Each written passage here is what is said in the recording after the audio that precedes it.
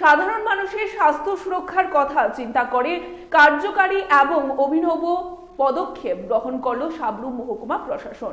সার্বিক বিষয়ে তদারকি করার জন্য আজ ভারত বাংলা সীমান্ত হাটে করা হলো বিশেষ তদারকি অভিযান। সাধারণ মানুষের স্বাস্থ্য সুরক্ষার কথা চিন্তা করে সাবরু মহকুমা প্রশাসনের অভিনব উদ্যোগ। বিশেষ করে খাদ্যদ্রব্যের সাথে প্লাস্টিক জাতীয় বস্তু ব্যবহার করা হচ্ছে কিনা এবং ফরমালিন যুক্ত মাছ ব্যবহার করা হচ্ছে কিনা সংশ্লিষ্ট বিষয়ে তদারকি করার জন্য আজ সাবরু মহকুমা প্রশাসনের এক প্রতিনিধি দল সাবরুমের শ্রীনগরের সীমান্ত হাটে অভিযান সংগঠিত করেন। সংশ্লিষ্ট অভিযানের মধ্য দিয়ে বিভিন্ন প্রকারের মাছের স্যাম্পল সংগ্রহ করে আগরতলাতে পাঠিয়ে দেওয়া হয়েছে বলে জানা গেছে।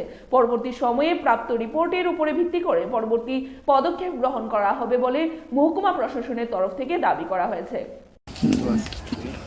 স্যার, কি কর্মসূচি সংগঠিত হয়ে আছে?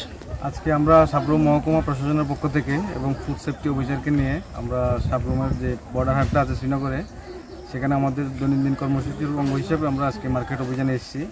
এখানে আমাদের মেন উদ্দেশ্য ছিল যে বাজারের মধ্যে যে সিঙ্গেল ইউজ প্লাস্টিক ফ্রি, তারপরে মেয়াদ উত্তীর্ণ জিনিসগুলো বিক্রি হচ্ছে কিনা, তার মধ্যে বাজারের যে প্রাইস ট্যাগগুলো থাকে এগুলো রেগুলেশন ঠিকমতো হচ্ছে কিনা, এবং মূলত উদ্দেশ্য ছিল যে মাছ চেক করা, যে ফরমালিনযুক্ত মাছ বিক্রি হচ্ছে কিনা।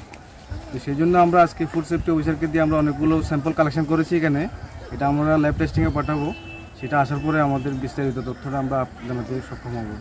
আপাতত এতটুকুই আমাদের আজকে ছিল। তার মধ্যে পাবলিককে সচেতন করা হয়েছে যাতে ভবিষ্যতে এই যে মেয়াদ উত্তীর্ণ জিনিস এবং সিঙ্গেল ইউজ প্লাস্টিক এগুলো যাতে ব্যবহার না করে, এটা ক্ষতিকারক জিনিসগুলো। Report Tripura news 8। এখনকার